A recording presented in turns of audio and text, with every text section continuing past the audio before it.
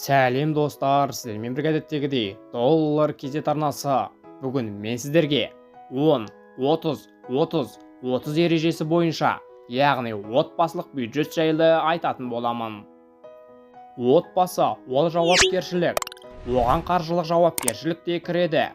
Отбасылық бюджетті жүргізудің әдістері көп. Бүгін 10, 30, 30, 30 ережесіне тоқталуды жөн көрдік. Отбасының ақша айналымын 4 жәшігі бар комат деп ойлаңыз. 30% өмір сүруге қажетті шығындар, 30% инвестиция немесе кредиттерді жабу, 30% жеке дамуыңызға қажетті шығындар және 10% қор.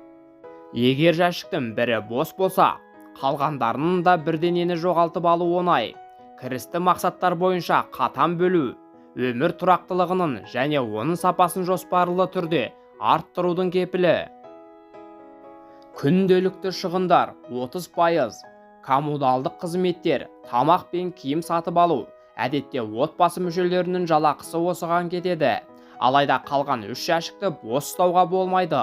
Дүкенге қалтаңыздағы соңғы ақшаға дейін қалдырып шықпаңыз. Егер барлық тапқан ақшаңыз күнделікті өміріңізге кетіп отырса, шығындарыңызды қайта қарастырыңыз. Шығындарды оңтайландыруға көмектесетін қадамдар. Су мен электр қуатына шығатын есепшотты тұрмыстық әдеттеріңізді өзгерту арқылы қысқартуға болады. Көңіл күйіңізге қарай киім немесе зат сатып алу әдетінен арылыңыз. Киімдер мен заттарды тек қажеттілігі бойынша ғана алыңыз. Тоңазытқыштан бөлініп кеткен немесе жарамдылық мерзімі өтіп кеткен тағамдарды жиі лақтыратыныңызды байқасаңыз, бір аптаға арналған тамақтану жоспарын құру жайлы ойланып көріңіз. Кредиттер мен инвестициялар 30%. Кей жобаларды кенеттен жүзеге асыра салу келіспейді. Сондай-ақ кей заттарды, мысалы жаңа пәтер, көлік немесе қымбат компьютерді бірден сатып алу қиын. Мұндай заттарға біртіндеп ақша жинау кең тараған тәжірибе.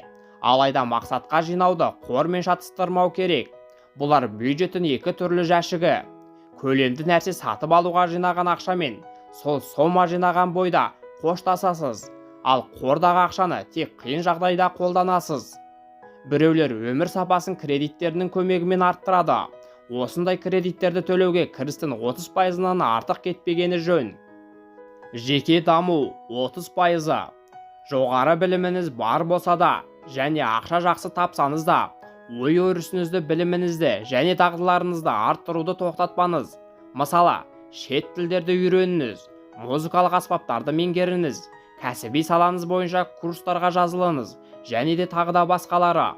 Оған бюджетіңіздің 30%-ын арнаған дұрыс. Қор 10%. Кірістің 10%-ын міндетті түрде қорға салу керек. Ол қауіпсіздік кепілі. Қордағы жинақ қандай жағдайда керек болуы мүмкін. Күтпеген жерден жұмыстан шығып қалу, денсаулыққа қатысты ұзақ уақыт жұмыс істей алмау, мемлекеттік сақтандыру қоры төлей алмайтын медициналық қызметтерді алу, сот шығындары. Қартайған шақта тек зейнетақы немесе балаларыңызға сеніп отыруға болмайды. Мұндай мақсатқа ақша салуға банктен бөлек шот ашқан дұрыс. Достар, осымен видеомыз өз мәресіне жетті. Сіздерге пайдалы ақпаратты бере алдым деп ойлаймын. Менің арнамнан басқа да пайдалы ақпараттарды көре аласыздар. Сіздермен бірге болған доллар кезет арнасы. Видео ұнаса, сіздерге пайдалы болса, арнаға тіркеліп, лайк басып мені қолдап қойыңыздар. Әр қазақ бай қуатты болсын.